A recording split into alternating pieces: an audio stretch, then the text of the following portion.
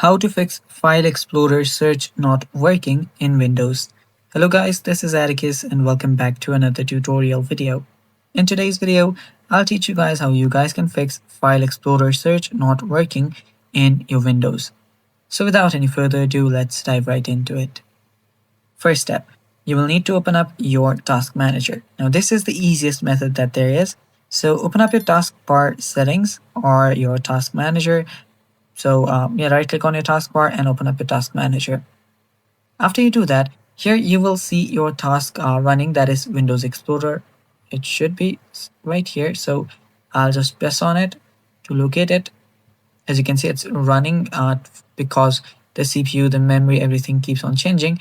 What you can do is locate Windows Explorer right here, then right click on it. Explorer. There we go. Now right click on it and there you'll see the restart option. Tap on restart or simply end it.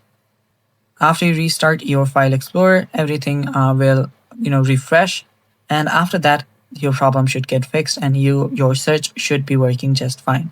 And that's all for today's video. Thanks for watching. Stay tuned for more and bye bye.